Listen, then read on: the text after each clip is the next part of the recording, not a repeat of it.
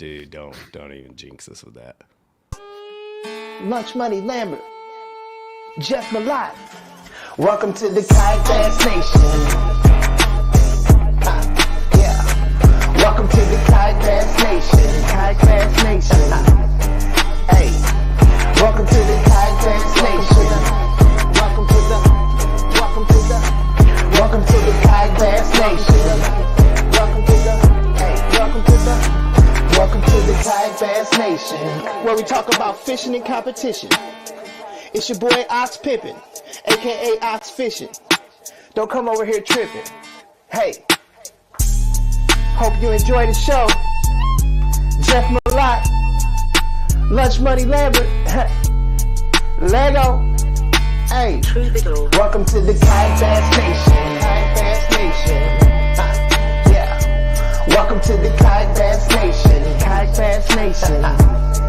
Hey, welcome to the Kayak Bass Nation. Welcome to the Kayak Bass Nation. Welcome to the Kayak Bass Nation.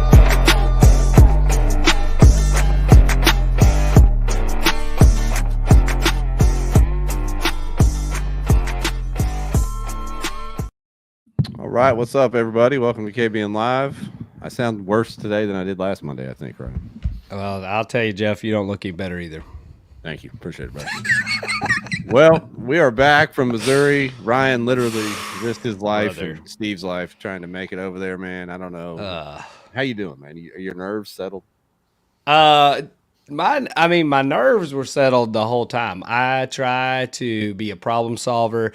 It takes a lot to get me shaken, but after 3 hours of sitting on the side of the road, going back and forth with insurance, you can ask Steve-O. Steve-O's seen me actually pissed off very few times in our 20-year friendship. And that Friday afternoon was definitely one of those. That was about all I could take on that one. Yeah, I mean that. I think they're going to total it. I talked to the lady today, and she's like, "Yeah, we'll probably just total that thing out." I'm like, "Why in the world?" I know, my poor baby, man. I hate it. BBC went down hard. Yeah, for those that aren't aware, Ryan had a horrible. I mean, luckily it wasn't. People don't understand. If you're going 85 on the interstate or something, who knows what could have happened? I mean, what a horrible deal. So backstory on that, I tried to be prepared for this road trip. I took my truck to the shop on Wednesday. I had new brakes put on. I had fuel filters changed, water separator, trying to take the proper precautions so nothing would go wrong. And Thursday night, we stopped and stayed at my buddy's house in Poplar Bluff on the way out and went to a Ducks Unlimited banquet. And we get up and drive the next day, and this happened like an hour and a half outside of town. We thought it was a blowout. I was only going probably 45, 50, like on this backcountry road. And Steve's like, "Oh, we blew a tire." And I went to hit the brakes. And I said, "This doesn't feel like a blowout." And about that time, my wheel and tire just shoot off into a hayfield. Obviously, the brakes and the frame hit the asphalt and just kind of bury up. And I steered it off to the side of the road as much as I could. But she was cooked, as the kids say. So, yeah. I'll probably have to do some work on that one. Yeah. So needless to say, you didn't fish the tournament after driving all that way, right? I didn't. I do want to thank our friends Tyler and Rick from Nebraska. They're our cornhole buddies that hung out with us at Possum Kingdom. Tyler called that afternoon. He's like, "Dude, Rick's gonna fish with Dwayne Wally from Tourney X. He'll throw his stuff in Dwayne's truck and let you have his." Which actually worked out better because Jordan Marshall calls an hour or so into the tournament, and his motor died an hour from the house and like an hour across the lake, like back in a cove. So I had to go on a rescue mission to get him. While doing that, I apparently got a nail in Rick's tire. So after that was over, I went to the tire shop and fixed Rick's truck and filled it up with gas and decided I was pretty much done for this event. Yeah, what a wild turn of events for you, man. With all that being said, what a great time I thought the Big Bass 250 as an event and all the people. What a great time that turned out to be in spite of it all, right? It was awesome. It was, especially, the way they do the awards and the big dinner and everybody hanging out together. It was just a super positive vibe. A bunch of people stayed for the after party, and it's great to get to spend time with the folks that you don't see a lot. And we've talked about this in the past, kind of what that national tournament scene has lost as we've grown. And this was definitely, all the good things that you wanted to have in it. Yeah, and one thing they did, which was amazing to me, is they let you and I go up there and run our mouth for a few minutes in front of the crowd and kind of give them their flowers, if you will, for how nice the event was and what was going on with it. And, I have no idea why Travis thought that was a good idea. Yeah, hopefully we didn't let them down. They let us go up there. It was like Trump's rally at MSG, man. They let us up there. Oh boy. Open things up. That's what they let us do up there. I did not call Puerto Rico a floating pile of trash. That would be clear. Yeah, we didn't have any comedy. No comedy for us. But yeah, awesome event. But we've got Stony Floyd, the champ. My man, clean sweep. Chris Longshore did the same thing last year. Clean sweep of the event. Stony Floyd this year, big bass and the overall winner, $16K richer. He probably let his wife, remodel. What a solid little Saturday! 16 grand and a free meal, and I think a few people might have bought him drinks. I don't know. Yeah. And I tell you, it was a tough bite. It was tough. I mean, there were quite a few limits, but to get that big bite was tough. So he grinded it out, got a big bite late. We'll talk to him about that in a little bit. But first, we've got Travis Randall, who was here with us last week, to give us a little hot wash, if you will, a little recap of how the 250 went, how it's growing. What's up, Travis? Hey guys, how are you? Good, man. You tired? I'm beat. Yeah. This is the one weekend a year I work, and it got to me. No, it was a lot of fun, man, and always is. And as it grows, it just gets a little bigger. But I feel like we're getting a little better at it each year. This year was pretty smooth, no real hiccups. Parking is always a problem for Lake of the Ozarks. Trying to find spots, and you got venues, and our parking lot is not big enough. But we have to rethink some of that stuff. But for one day a year, we bear through it, and I think everybody was fine. We did real well. Yeah. Yeah, I mean, you couldn't tell that it wasn't smooth. Like, as far as the awards and kind of the events and stuff, like I thought it went, very seamless. Yeah, the first year I did most all the talking and did just about everything. But I think as we've moved into it, Caleb and Jared, the owners of Eco, they're amazing guys. I mean, young guys, love the event. I had to sell it to them in the beginning, but after they bought into it, what my whole thought process on doing it is, they've really got behind it. Caleb is very, very logistics oriented and helps out a ton, really strips out everything really well for us this year, where we're able to toss the mic back and forth, push the tournament director stuff to Jonathan, which does a great job with it, because that's kind of the world he's from. So yeah, man, we were able to kind of hand it back and forth, and you probably noticed this year, Jeff. I know, Ryan, this is your first year, but this year we tried to make it more of a show, and where we were able to, we got you guys up to just talk for a minute. We got Dwayne Wally up for a little bit. We got Steve up for a minute, and then we let any vendors who came come up and give their own stuff away. And long term, what the goal of this thing is, and I don't know if it'll ever get there. I'm hoping so, but is to do a Friday, Saturday, where Friday we actually have a vendor show, and do check-in there, and then the next day do the event. But that'd be cool. Man, first year we had 97, second year 117. This is our third year, and we had 164.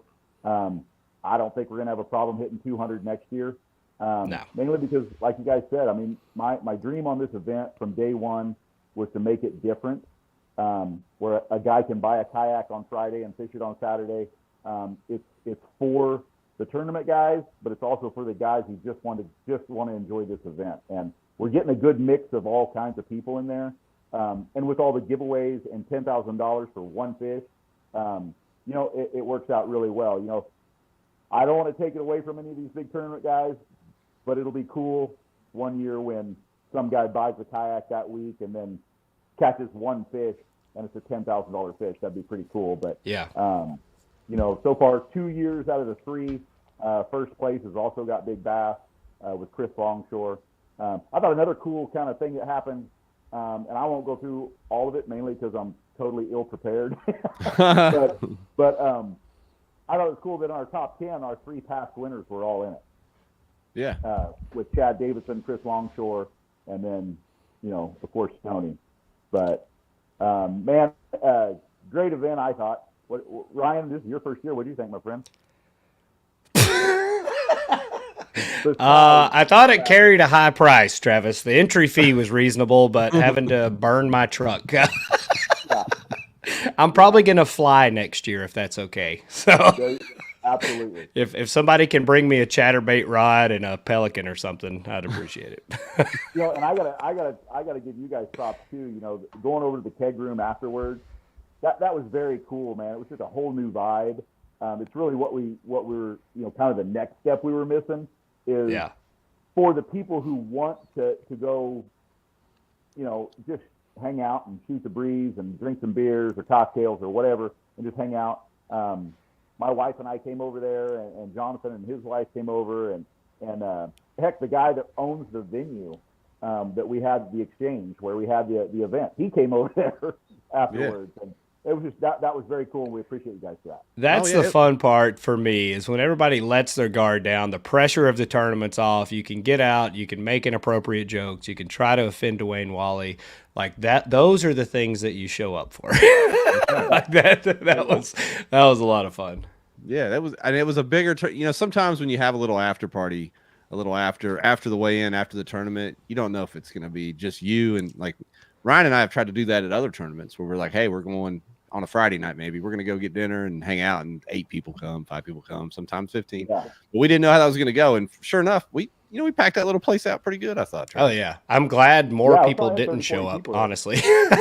Yeah, it was packed out. What'd you say? I think about 40 people at least over there. It was yeah, so I thought about 30, 40, and I that's kind of my watering hole, so they all know me real well in there. And when they were super stoked too. You get these kind of places that are off the water at a tourist area like that in the off season.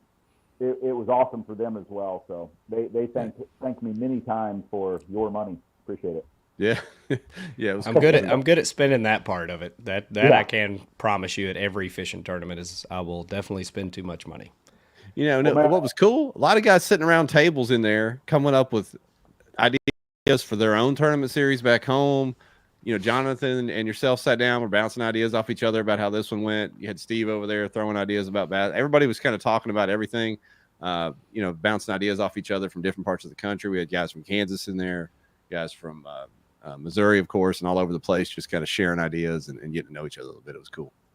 Yeah, and if anybody from a series anywhere in the country is watching, or one thing I was talking to the Kansas guys, which this is awesome that you brought that up, because the one thing at Eco Fishing Shop that we really want to focus on is, I don't want to be the Moyak supplier. I don't want to be the All-American supplier. I don't want to be the Hobie supplier. I want to support all series, KMO, Kansas, Iowa, Illinois, North Carolina, any of them.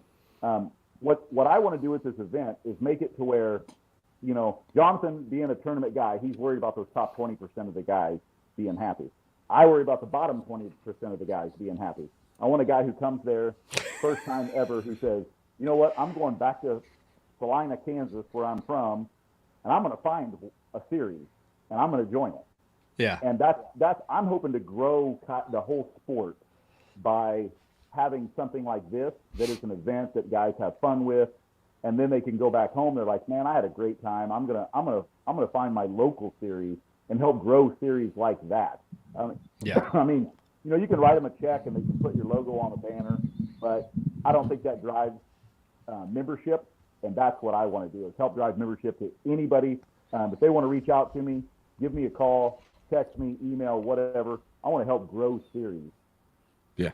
Hey, and I was gonna say, Ryan, I met 2 guys from Kansas that were upstart podcasters. They did their first really? episode on the Line podcast. Go check them out over there in Kansas. But anyway. And that's what I was gonna say. That's why I always, like, even on these big tournaments, I always try to announce a meetup or whatever, an open invitation for anybody. Like, for me, when we started all this stuff, like that part, getting to hang out and meet new people, and so you don't feel like a stranger, right?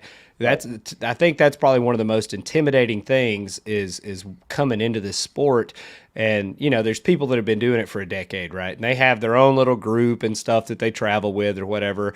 And you kind of feel like you're on the outside of that part. And like, that's for me, again, is the social aspect. I think if you go in and you meet some strangers and y'all hang out and hit it off and you're cracking jokes and you have a great time, it doesn't matter how your tournament went, because that's the memory that you're going to take home from it. And then, you know, rinse and repeat. That's how a lot of the grassroots stuff is like, we'd go to a barbecue place and, you know, everybody sit around and have a couple beers and tell lies. But, you know, some of our best friends that we've got in the world came out of this kayak fishing stuff. So I think it's really important to draw people in with that, you know, that kind of energy. Oh yeah, you can get the top 20% to come back because it's what they do. But the bottom 20% that are like, I can't compete, and it's easy to quit. But if they got a chance to win kayaks, they got a chance to win all the stuff we give away. They got a chance to have a meal and sit and just shoot the breeze with a bunch of other guys and learn and get excited about it. Then they're coming back, and then if they come back, they're coming back to the series wherever they're from. They're buying kayaks from me. It all comes full circle. But hey, 2 guys I want to talk about real quick. One, Stony Floyd. We'll talk about him when you bring him out. But another guy that really made an impact at this thing is Trey Dawson. Trey Dawson has Recovery Outdoors. He's a great dude, has a great story. He gave a really, really heartfelt testimonial there about what he's all about. And, you know, finding Christ and fishing, you know, being what saved him. And man, I tell you what, he's a good dude. Hope you guys have him on the show sometime. And, you know, what he's doing makes an impact. And like I told him, I said that, you know, the guy that he's helping is the guy you don't even know, the guy in the corner that's maybe struggling with something. And for him to actually bring that up at our event and, you know, us to bring him into as part of it to tell his story, I thought was awesome. And then, man, I don't know, it was crazy because as soon as he walked off from doing his testimonial, the next drawing name was his. Which was I know. I was like, dang, all right. Yeah, I looked up and went, better not drink too hard tonight.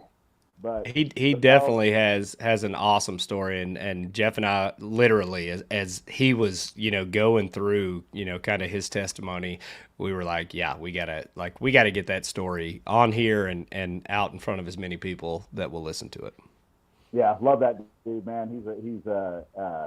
When he tells you something, he means it, and he's just a good dude. So. Oh, he's in the comments. Never mind. Quit talking about him. Y'all don't. Shout out to Trey. Shout out to Trey. He's in the comments. And he was good enough to throw out a gift card. You know, he even put a gift card in there for Eco Fishing Shop to give away on Recovery Outdoors' behalf. And just a good dude. And I just didn't want to go without mentioning his name because he made an impact on me and many others, I'm sure.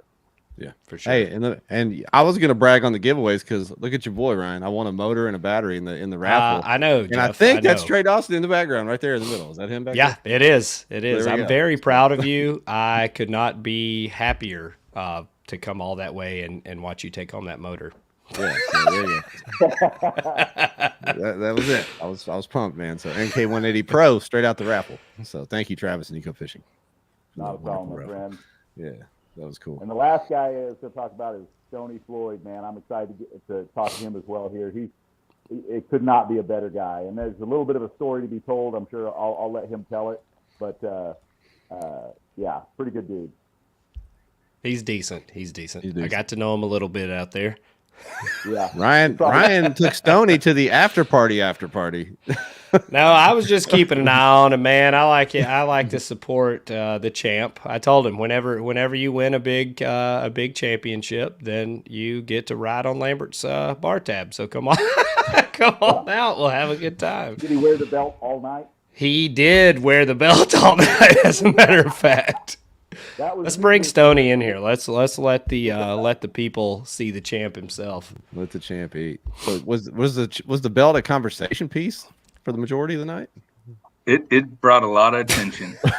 Stony was a conversation piece for the night. I told everybody he was dressed up as a kayak angler. Was his costume? Oh, there it is. That thing's heavy, dude. That's no like plastic toy. That thing is heavy. Yeah, it's heavy. We said if we're going to do it, we're going to do it right, because you can definitely get cheap ones. But that one's a good one. And funny story on Stony, when I first got to the venue, he was, oh my God, like a cat in a room full of rocking chairs over there, nervous, and I could see him pounding beers. And I walked over and he put his arm around me. He's like, "Man, I'm nervous, man. I think I may get a check. I think I'm in there. I've never done good at this tournament, but I think I'm good. I think I'm good." Well, I can't say a word. I'm like, "I don't know, man. We'll see." Maybe. Yeah. Oh man. And we didn't really have too much of an idea on how it was going to shake out. Obviously, dock talk wise, a lot of people were like, "Oh yeah, mid to low 70s, that kind of thing." So, obviously the lake fish tough. For me, the time that I actually did get on the water, it had a lot more color than I was expecting going into it. The water was a lot more stained than I thought it was going to be. You had a little rain the night before. And if you watch the MPFL event that was there, Wednesday, Thursday, Friday? Yeah. Those guys struggled all 3 of those days for the most part. There was a couple big bags, but in general, they struggled too. So I think everybody had an idea it was going to be tough. But a few people figured it out. Stoney looked like he caught quite a few fish. I know Marty did too. So other guys grinded out limits. But, yeah, it was tough for the field. Stoney, obviously you figured it out, my friend. One-day shootout format like this, you stumble on the right couple of fish and you can bring it home, and you did that. So tell us how you figured it out, man. Man, I fished the day before. I had one day of pre-fishing. I put in the ramp that was at the house we were staying in, because I liked the little cove that was just right around the corner from it. And I caught a lot of fish. And throughout the day, I just kept talking to buddies, and they're like, "Man, I caught one, or I caught two, or I caught none." And I'm like, I didn't catch any big fish though. And I was really worried about that. And I almost talked myself into going back to Gravois. It was won in Gravois last year. I knew how it was won. I caught a lot of fish in Gravois. I was in first place at 1 o'clock, I think, last year, about the time they shut it off. And I just couldn't upgrade any fish after that. And the boat tournament going on, some of the guys were talking about at the house. And like, yeah, one of the guys said they hope it's sunny tomorrow so they can throw a buzz bait. And I'm like, well, that's just backwards. That doesn't make any sense. And because, in practice day it was cloudy, and you could throw it anywhere, and they were eating it. And we wake up and it's sunshine and no wind. Thank God there's no wind, because it was 40 degrees. It was cold. And I remember them saying that, throw a buzz bait down the shade side of the docks, and that's how they were catching the fish. And so I did it. For an hour, I threw a half ounce. I wanted that big bite, so I threw the big buzz bait and no bites. And I was like, man, the quarter ounce has always been my go-to. I can always catch fish on that little bitty. It whistles instead of makes that thump. It's just a different sound. And they ate it. I mean, I caught probably 40 bass and in a tough bite, which is crazy. But I don't know. I had no electronics. I had a boat that I wasn't used to. Because mine was broke, and Travis was nice enough to loan me his, and it is just an amazing day, and man, it's just a lesson. Simplify things.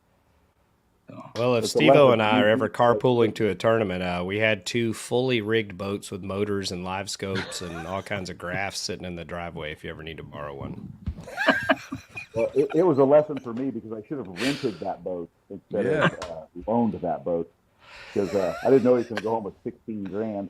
But No, man, and I tell you what, even with that said, Stony, I thought it was pretty cool that you did that without electronics, because that brought up a lot of conversations throughout the night of how many guys maybe are leaning too hard on their electronics to fish instead of their skill set. I'm one of them. Yeah. Yeah, I love that forward-facing sonar. I love seeing those dots out there, and I love throwing at them, and I love everything about it. It's fun, but I haven't won any tournaments with it. It's funny the mindset though of certain anglers and kind of their style. Like I went and picked Marshall up, and he caught, I think, his biggest bass on a stringer while he was waiting on me. He was latched onto a dock, so the wind wasn't blowing back in a cove. And he caught his biggest bass of his stringer while he was just sitting there holding onto that dock, dragging a jig. And I'm like, towing him back to the ramp or whatever. And he's like, "Did you bring any rods or tackle or anything?" I was like, "Nah, dude, I'm on a rescue mission trying to get out of here." And he's like, "You want to throw something just so you're not bored while we're going back?" And I was like, "Yeah." I was like, give me a chatterbait rod. I've got a rusty chatterbait laying on the floor of my boat. I asked Marshall, I'm like, "How deep's the water here?" Marshall never runs electronics. he sticks his rod off in the water. He's like, "Deeper than my rod, so we probably need to let it sink for a minute." And I was like, those are the old days when when you didn't have anything to worry about except how deep the water is. I stuck my rod in the water a lot when I got in the back of that cove trying to figure out how deep it was. Yeah. Well, the first year of the tournament, Dorman Hughley won the tournament. Chad Davidson won Big Bass, but Dorman Hughley won the tournament, and he runs a bite paddle kayak. I mean, just basic as basic can get. So 2 out of the 3 years, not a lot of electronics on the boat that won. According to your rod, Stony, how deep were you fishing back there? Most of the time, it was deeper than my rod. Okay. All of it, the rod deep. Yep. All the rod deep. Well, I was going to ask, is there a chance, because some people say if you're fishing shallow, fishing around docks, the ping from your electronics can actually spook some fish off. Do you think that not having them played any part at all, or it just kind of forced your hand on what you were doing? The way the wind was blowing, I stayed back off the docks quite a bit, just so I could make good casts and run down the side of them, and which was hard in that wind. It's hard. The spot lock was a lifesaver because, I try to find a spot on each dock and stop, and then I'd cast down it several times, and sometimes, there was lots of them I'd have 4 or 5 blowups but not pull a fish off of. Really? And so I don't think electronics would have spooked those fish because I think I was far enough away. The big bass I caught, man, I was probably 30 yards.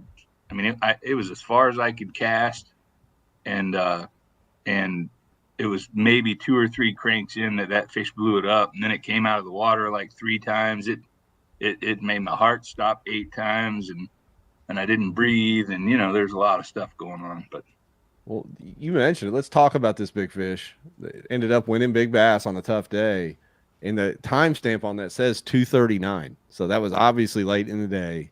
What kind of a cull was that for you? I called up a 14.25. So it was 6 inches. Wow. And then and that gave me hope. That made me feel like I was going to cash a check. I didn't think it would win by any means, because I mean at noon or 1 o'clock when I looked at it and I had upgraded a small fish, there was somebody at 79 inches, or I think, and I'm like, well, surely that guy caught a fish or two that upgraded from one of his 13 or 14-inch fish like we all had, and I didn't have a lot of confidence in that one, and I was super excited. If you ever see the picture on Facebook of it, but I upgraded 1.25 inches on another 14.25 to a 15.5, and that is what made me think, man, I got a chance, and it put me over the 80-inch mark, and I thought, man, if he upgraded 1 inch, then I still got it, and all these things go in your head, and then we get to the place, and it smells amazing in there because all this food, and I couldn't eat anything. I'm sure the food was amazing, but I couldn't eat it.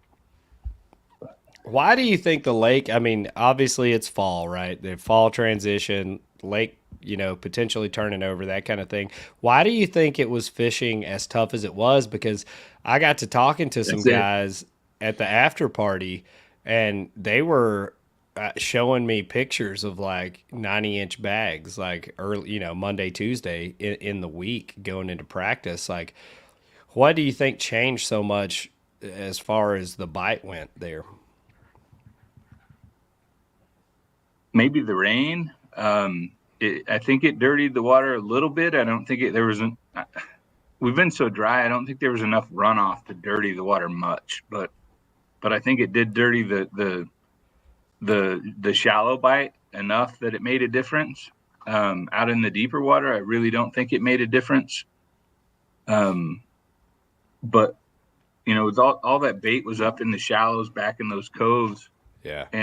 And that water did get dirtied a little bit. And I think that maybe for a short period of time, next week, it'll probably fish amazing, or this week for that matter. But I think that's about, the cold front probably didn't help. Yeah. It dropped there was the a water ton of bait, temperature though. a few degrees from Like what I've heard. A ton of bait. In all the little secluded pockets we passed, there was a ton of bait, pushed up back in there. But I never found fish on them. They were never, ever. I threw spinnerbait through the bait. I threw like a 4-inch swim bait through it, and I never, ever got a bite out of any of those bait balls. That's crazy. Yeah. I sat on a huge bait ball out in like 20 feet of water with a flutter spoon thinking I was going to catch a giant, and finally just my shoulder hurt. And I said, no, I'm going to watch football. Oh, what a time. What a time to be alive. Yeah. But yeah, it was, east wind, north wind, cold front, bluebird skies, made for a tough bite for a lot of people. But like I said, Stony, you said you caught 40 fish on a day where people were probably begging for one or two more 14 inchers, right? So you figured the deal out. We saw the legend himself, Marty Hughes, in the comments. Marty was in the top 10 as well, and if I'm not mistaken, Marty caught a pile of fish as well. He had a really good numbers day out there, which, as you would expect. Yeah, he had a 5+8 on Tourney X, and when I talked to him at the weigh-in there at dinner, he said I think he caught 30 or more. So he was on it as well. And you know what he was throwing? I do. I heard a rumor. Yeah. I'm not going to reveal his secrets here, even though he showed me. He showed me. He'll probably say in the comments anyway. So Marty's I see him in the comments watching. So he was former giant Levi Schneider, who is still just as tall, but not nearly as giant now. As we learned, apparently Levi is shedding pounds left and right there. Yeah, my man is shedding pounds and catching fish. He was right there. Yeah. If you had 70 inches, you were in the running. You just needed one or two calls and you were cashing a check. It was at one of those kind of leaderboards. It was really tight, with not the big limits that you would think of, but that's all right. Tournaments like that are, can be more fun and definitely more nerve-wracking, right, Stony? Because you don't, when the limits are that close together, you don't know. Like you said, you fully expected someone to have a half an inch or an inch to jump ahead of you, right? Yeah, with 160 guys on Lake of the Ozarks, you never expect 80 inches to win it, ever. Dang, Levi, 143 down, he says, right? That's crazy. Levi, I was sitting at the table with you and did not even recognize you until we walked back and was standing behind you, and you stood up, and I was like, geez. And Jeff's like, that's Levi. I was like, there ain't no damn way that's Levi. That's a whole person less. That is not Levi. There we go. Marty revealed his secret. How much are you down, Travis? 111. Goodness gracious. That's amazing. Yeah, feels good. Travis is my motivation, right? I'm trying to get in shape like him. I know Travis stay out there flexing, boy. He's flexing. He wore those medium type citizens shirts out there. He's making everybody intimidated. Yeah. I had Alan button 2 extra buttons on my shirt when he walked in just to let him know. We had a ball. One thing, you guys, the camaraderie between everybody is amazing. But I got to tell you, one guy, Stony Floyd, I call you a friend at this point. You're a great guy. My wife started watching immediately because she watches fantasy football because I got picked. So she got something to root for. So as soon as I told her that Stony was in my kayak, she started watching Stony the whole time, and Stony was awesome with her, and just like I said, Stony, man, you're just good people, and I appreciate everything. Stony's also a Eco Fishing Shop pro staffer, represents us very well, and himself. So appreciate you, my friend. Thank you. Well, you won the tournament in you know, one of the most fun ways possible, which is catch them on topwater, especially but buzzbait. You know, last minute Cole with the big fish. That's awesome. But what's your experience? Tell us your experience with this tournament itself. How many times have you come? What can you explain to folks that haven't been yet, so we can get this thing up to 200 and 250? What this is all about as compared to your typical trails out there and things like that? Because I think this is one of the coolest, most unique events in the country right now. Well, it is definitely the coolest event in the country. You know, the first year Travis reminded me I only caught 40 some inches and and didn't do well. Last year I caught I think 70 some inches, but I was leading at like 1 o'clock when it shut down, and I was excited, and then the pressure got to me, and I could not upgrade any of my small fish. So that was tough, but you know, I won big prize the first year and a big prize the second year, and it's worth coming back. It's amazing. But how far are you from Lake of the Ozarks? What's the drive for you? 2 hours and 45 minutes. Oh hell, that ain't nothing. No, I live in Spring Hill. I sat in traffic that long trying to get home. Yeah. And what was cool at the awards, Travis, you guys actually gave an award to the person that drove the furthest. Where was that guy from? It was like an 18-hour drive. That was the kid podcast. He's a fellow podcaster as well. There we go. We did that. And the youngest angler. Yep. And the youngest. Yeah. Yeah, the prizes are amazing. And when I didn't hear my name called, I was kind of upset. I was like, I didn't win any prizes. That's bullshit. Yeah. Yeah, everybody felt real bad for you there. Yeah, I wasn't so upset when it was over, but if you either have one guy say I didn't win prizes, that's bullshit, or have 163 guys say he won $16,000 and a prize, that's bullshit. That's right. I think we did it right. You nailed it. You nailed it. That out of all the tournaments I fished this year, Possum Kingdom's day off that was canceled on day one was super fun, and then this one was super fun. And I think a lot of that is because of the pressure. I like that this is a one-day event. I like that you don't have, you know, that kind of looming feeling, especially in Stoney's case, like being in first place.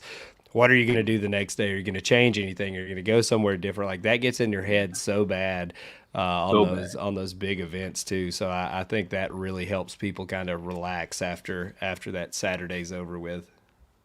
Yeah, and something else, Ryan, that I know you were a huge fan of, even though you ended up not being able to fish the tournament, was the 8 o'clock first cast time. Buddy, that was awesome. Like that night when they're like, "What time's first cast?" They're like 8, and I was like, "Ha, this is it, baby. This one was made for me." And then I still didn't get up. Well, and Stony can tell you the last couple of years the weather has not been great, and last year we had 3 people in the water. Yeah. So we want to be safe and make sure, you know, especially with this being an open and having not only experienced guys in it, but also having, I mean, I'd say probably 40 to 50% of the field is guys that are just getting into it. Man, we want to make sure everybody's safe and not out there in the dark trying to fish people out of the water. So we do that on purpose as well. It didn't seem to hurt the topwater bite, Stony. No. It looked like that was going all day. Didn't we have 5 or 6 in the water the first year? Yeah. Because I put it in a different place and I couldn't get out of the cove I was in. The waves were, I mean, it was like 3-foot swells. It was scary, and so I stopped at like the first dock in that cove, and I'm just sitting behind it trying to get out of the waves, and this guy's walking down the bank and he's soaking wet, and I'm like, man, are you okay? And he goes, yeah, I dumped my kayak, but I got most of my stuff back. It's all on the dock down there. I'm like, do you need help? And he's like, no. He goes, I'm gonna go back to my truck. I got new clothes, and then I'll go back and get my kayak. And I'm like, well, all right. And I'd heard that day that there was like several more. And I went down and I got out of there immediately. It gouged my old Hobie up, terrible on the bank, just beating it against the bank while I went and got my truck. And and went over to PB2 and just stayed in that cove and threw a fluke all day, and they ended up with 40 inches or something, but it was awful. Well, and just to be clear to anybody listening that's going to say, you know, that's Lake of the Ozarks, it had nothing to do with the boat traffic. The last 2 years, we just had weird fronts come in because if you remember, Stony, 2 years ago, it was 70-some degrees on Friday. It was colder than hell on Saturday and upper 60s on Sunday. So it was just a weird, you know, the weather just hit us weird. It had nothing to do with boat traffic or anything like that. It was just a weird front that came in. Another cool fact on our tournament too is 3 years, and we've got Missouri won it the first year, Nebraska the second year, Kansas the third year. So pretty cool that, you know, we're expanding that out. Sounds like Arkansas the next year. It's like a rotation. It's coming around. I'll come watch you, Jeff. I'm gonna get a pontoon boat or something and come watch you. Yeah, it'll be the refreshment. Yeah. I'll live stream. I'll just live stream Jeff fishing the whole time. That's cool. You only have to do it to about 1 o'clock. So I was gonna say for however many hours that is, I'll live stream. I'll live stream Jeff fishing. I've lost the ability to grind, Ryan, which is terrible. It's okay, buddy. It's okay. We grind every Monday night. Yeah. There you go. I still had a great time. Which is, it's funny though. I got off the water and I was like, I had a few dinks. I was catching like 13. Like everybody had 13s in their limits. I was catching 13s and 12s and a couple little fish. And I said, you know what? And come to find out, somebody asked this question: what was the minimum length? I presumed there was one, and I threw some fish back. I could have had me a little 58 9-inch limit, Ryan, if I'd have taken the little ones. Man, read the rules, bro. Have you learned nothing? But I was like, man, I'm kind of wore out. I want to go get cleaned up for the weigh-in, get some lunch, watch some football. I hadn't even looked at the leaderboard. I'm like, Lord, I should have stayed out there and got out the old Ned rig and tried to grind out 70 inches. Looking back, so one of those grinders, man, you never know what can happen. Tyler wants to know if we're auctioning a Newport tonight, Jeff. Are you gonna sell that thing, or are you gonna keep it in your pocket? Get my DMs, Tyler. Yeah. Get my DMs there, buddy. Now I think I'm gonna rig that thing up. I'm ordering a new Old Town here pretty soon, and I'm gonna slap that on the back. See what we can do. Although I run a 120 PDL, which has the power pole holes offset, and I know people have done that. It ain't nothing. So I don't know how the physics of that work being offset. No, that autopilot's offset too. It does fine. Yeah. Okay. There we go. So that'll be good. Any more questions for these guys? We'll get them up here. TJ Atkins made a statement, right? He said you need a Toyota sponsorship. I know. I saw that. TJ, I would rather drive my Dodge with 3 wheels than getting a Toyota. So I'll go ahead and tell you that.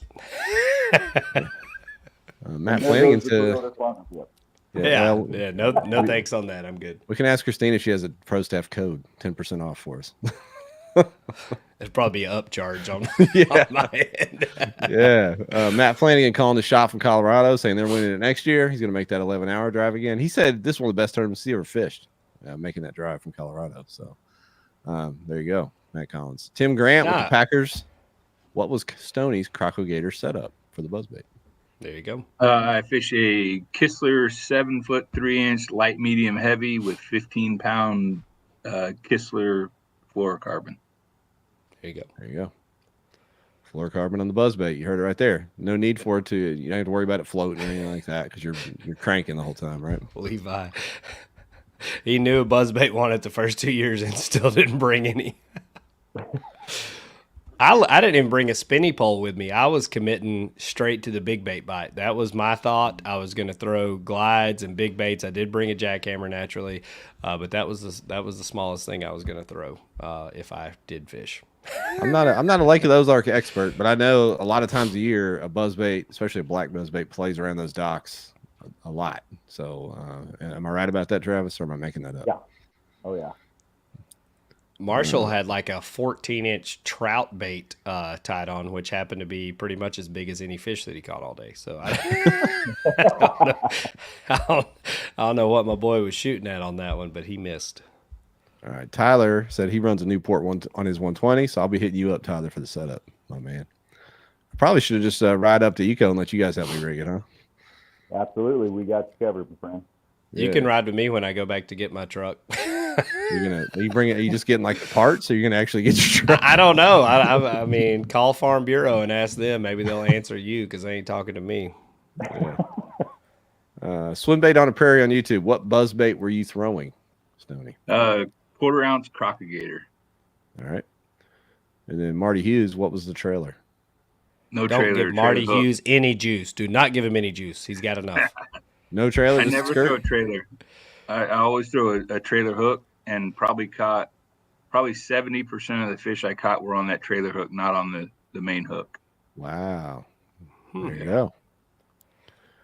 Here's a great question for Travis. I bet we don't have it quite yet, but I know you want it early. Do you know the dates for next year? We do not yet. It's always going to be that end of October, 1st of November. And the reason we don't is because we really try to avoid everybody else. I don't want to compete with anyone, pull anybody away from any other series or championship, because that's usually when the championships are. So as soon as everybody announces theirs, that's when we give our date. But I think last year, the No Limits one was in Texas, I believe.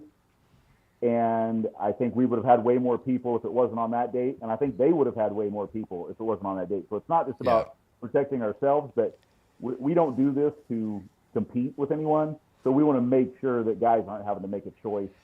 So we try to get away from the weekends. And then the only other thing we try to get away from really on Lake of the Ozarks is it's always after the Big Bass Bash, because that's 3,000 guys flinging like mad, and so we don't want kayakers out there when those guys are doing that. So we're going to try and get it as early as possible, but it's always going to be that end of October, 1st of November. Yeah, and I know Steve-O kind of committed to deconflicting as well, because I know like this year was like the Lone Star Throwdown, then Caddo, and then this event. So I know he's going to work really hard to, leave a couple weeks there. That way people can kind of reset, unpack, wash the clothes, and hit the road again. What a cool guy. That is the beauty of our tournament kind of legitimizing itself because it's growing and getting, doing the things that we're doing. Is guys like Steve, great guy, talking to us a little bit about, hey, working with us, because you call them first year and they're like, we don't exist really, because it's brand new. But now that this thing is established as a national tournament, and we're bringing in guys, I think we had 15, 16 different states this year. Steve, is good enough to, kind of talk to us a little bit too on what he's doing so we can prepare. Yep. Yeah. And I think how important was it that Steve was there and put eyes on the situation, realized you guys are legit? I mean, he already knew that, but putting eyes on it probably doesn't hurt anything either, right, Travis? 100%. Him and Wally. Wally, we do a lot with this thing, and Dwayne Wally showing up, and being part of it, and getting to actually see what we do was great. Yeah. Yep. Yeah. Amazing. This is a great question from Tyler Zengerly, fellow Arkansan. Any future potential for a 2-day event instead of one? No, Tyler, don't ruin this event. No, because the guys that are traveling, we want this to be, I think we get everything we need out of one day, and it gets, like Ryan said, kind of the part of this that is missing elsewhere that you get at my tournament is all the time you spend with other people. Yep. And that's really what it's about. And we want that to be able, the guys to be able to get up Sunday morning and, get back home and safely. And so, we're gonna keep it at one day. And I think being a big bass event, with that $10,000 bounty on the big bass, I think that gives it a little more allure on the 1 day format too. Yeah.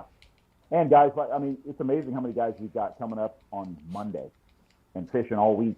We had a guy from Alabama last year come for a week. We had a guy from, Colorado, coming. We had a guy from Utah last year that came for a week. And, just preparing for that 1 day. But I just don't see us ever doing more than that, especially where, it's just an open tournament. And that big bass bounty is kind of what we're after. Yeah. I might come on a Monday if I ever drive back again. That way I'll have access to insurance and repair shops for a week. It'd be fantastic.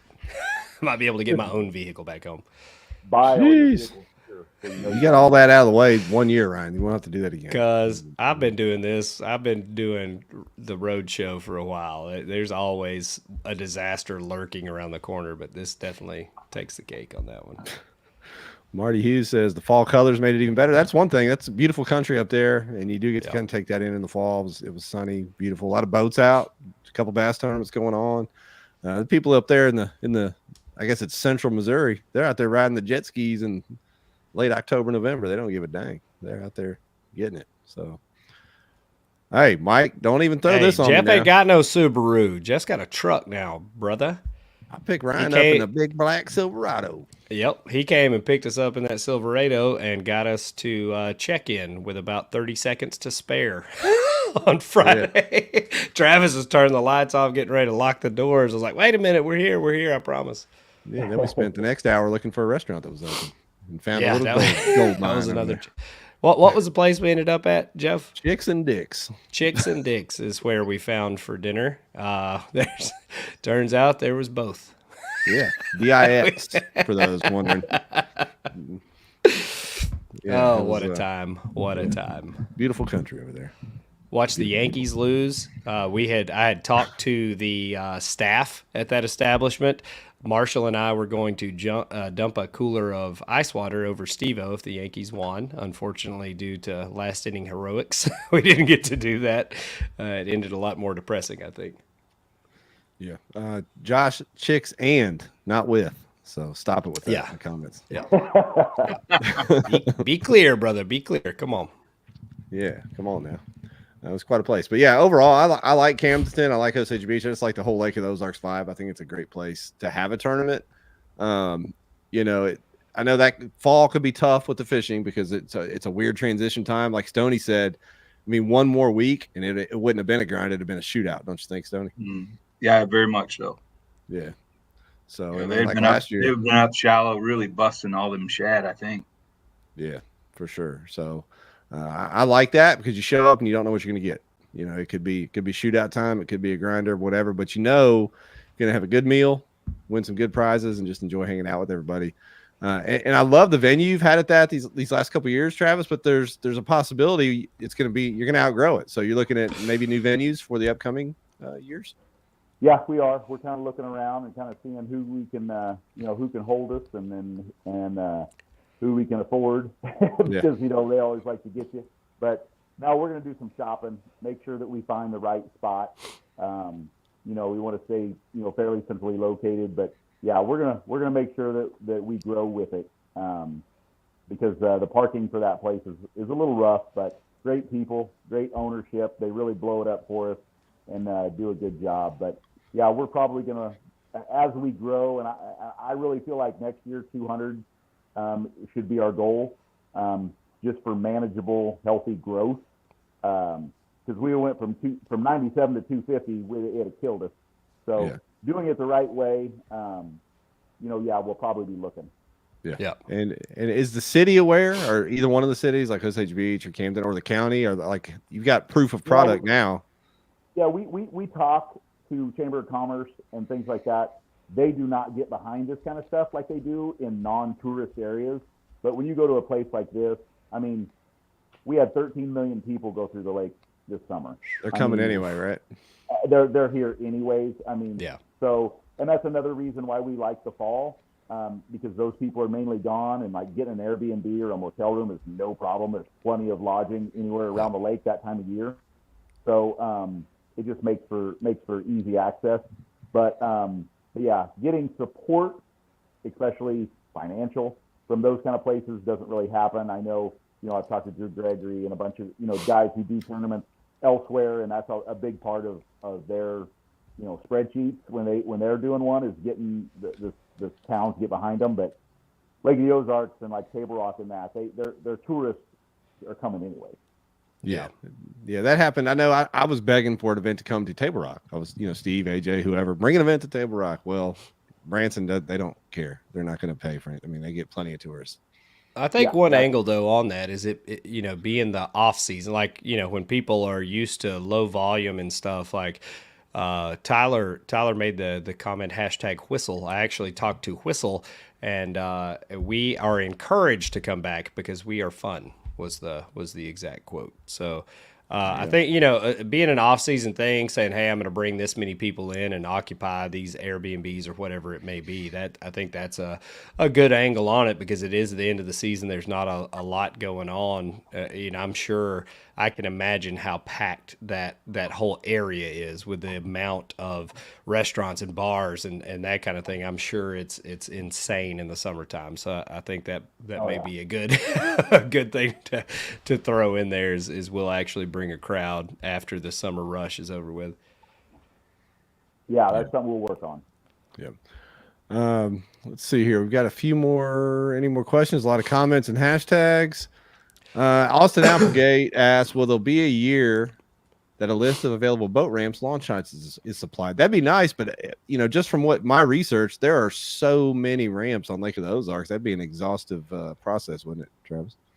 Yeah, that, and I mean, the way we do it, it's any public launch. So if you go to an HOA and they have a box on their ramp that says $5, as long as anybody can use that ramp, you can use that ramp.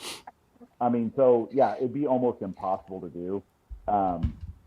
We can give advice if you call and ask. We can kind of give advice if you have a spot where you want to go, but listing them would be near impossible because of the way the way we do it. So, and that's the hard thing about Lake of the Ozarks is, there's no easement, so people own all the way to the shore. It's not like Table Rock and Bull Shoals and all that where the shoreline itself is still available. Here you can't do that. So I know that makes it hard for guys, but I mean, as long as anybody can use that ramp, even if it's a pay ramp, you're good. There you go. Stony, as the champ and the defending champ for the rest of this from now until next late fall, right? Give some folks some encouragement about why they need to put this on their calendar as BOS schedules come out and Bassmaster and their local trails. Why do people need to go ahead and put this on their calendar? Because I think more people need to. We need to get folks out of Texas, Louisiana, some more of these big kayak fishing states. Sell them on it. Man, the event afterwards is always, every year has been, the 3 years I've done it, that it's been going, is just unbelievable. I've met so many people. I learned so much stuff. I ask a lot of questions, and a lot of guys, don't answer, but a lot of them do. And, I get it. I understand, but I do ask a lot of questions because I'm fairly new to this. The first year that I fished this was the first year that I got into a kayak. And I grew up fishing, but I grew up fishing with my dad in the boat and just like everybody else probably. And it's just, the learning curve is amazing if you're willing to sit there and put in the time and ask the right people. And the people like Marty Hughes, that guy I've sat at campfires with, and he's one of the most amazing people I've ever met. And I got to meet Dwayne, and I got to meet Steve and Marshall. I've never met him. I've followed him for a long time. The guy's a stick, and it's just amazing to watch him. And then you hang out with Travis, and you hang out with Jonathan and all the guys at the shop, and the kid walking around with a camera. That guy came to we did a photo shoot. I can't remember the name of the lake, but he came out there and just the nicest people in the world, and willing to give their time for something that you're trying to accomplish is pretty awesome to me. But yeah, and the prizes, you can't go wrong with the prizes. For Christ's sake, they give away the best prizes of any tournament in the history of kayak fishing. But what was the dollar total for all the prize, including winnings? Was it like 64,000 or something? I mean, it was just over 70,000. 70. Yeah. Wow. And then I donated probably $50,000 truck too. So 100, helping we're at $120,000 in donations on this. That's crazy. Yeah. If somebody's gonna go get it, they need to. Yeah. Tyler Alexander said, everybody shows up to awards here. And that's one thing. You go to a lot of events, like whoever wins, like they'll get a few of their buddies to show up, and then it's kind of a ghost town in there when they hand out the trophies. Literally, that entire place was packed. Everybody came. Everybody, was there and cheering on the winners. Enjoyed the giveaways. So yeah, it's different like that. It's kind of a throwback event, and I love it. And it's cool too because at the event we actually want people to bring their wives along, or if the wife's fishing, bring the husband. Bring your family. That's what this is about. This is my favorite question. Any chance the tournament can only be just a kayak tournament? I think there were 2 or 3 other tournaments that day. I don't know what the process is at Lake of the Ozarks, but on Chickamauga and Gunnersville, you better be ready for 5 or 10 tournaments every single weekend day forever. It's hard to get a whole lake to yourself. There's one way to fix that, Ryan, is to have a once-in-a-century flood like Sam Rayburn where the boats can't launch. That's the only – I don't know that we want that on Lake of the Ozarks. We don't want that. Yeah, tell them to go online and look at regatta permits on Lake of the Ozarks, and that'll answer that question. There you go. Because, yeah, there's people who just book every weekend for the next 5 years. Gee, look at this. 575 tournaments. And if Marty's throwing out numbers, they're correct. 575 tournaments a year at Lake of the Ozarks. Insanity. But, yeah, still turning out a lot of fish.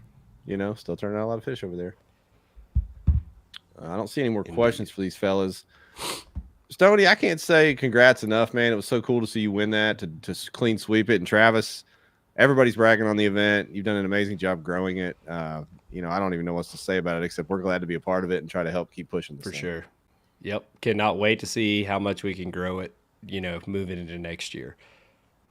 We appreciate the help. And again, Stony, congratulations, my friend. I'm a pleasure knowing you. Thank you so much. It was so cool to get to meet you guys. Yeah, man. Yes, sir. I hope you had a good time. I try to at least bring the entertainment factor, if nothing else. I hope you had an enjoyable celebration, my friend. Yeah, we'll let you guys see the entertainment of drawing for this Seaguar package we're giving away tonight by using the hashtag BigBass250 in the comments. So throw that in the comments, and we'll draw for that real quick. One more giveaway on the weekend of giveaways. And any listeners that have not received your prize packs, please reach out to me in my personal DMs with what you won, please. I don't think you know how hard it is to make sure all this stuff gets delivered. It's like herding cats, like trying to get a hold of insurance. Yeah, we got hashtags flying in from YouTube, Facebook, all over the place. I see my man Elvis Lee I tried to get him to come to the after party, Ryan, but he had his son with him, and I told him we'd sneak him in, but then I thought, yeah, it's fine. That'd probably be bad. We didn't need to do that, but it was good to see Elvis.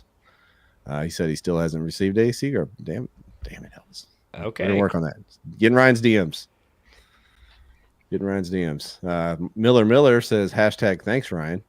I don't know what that's about. Buddy. Well, I tried to ship Miller his Yak Addicts prize pack, and it got returned to sender. And I was like, dude, what in the world? So I threw in some extra baits and stuff for his boy. He sent me a picture with his son with the gear on. So there we go. We got it. We got it out there.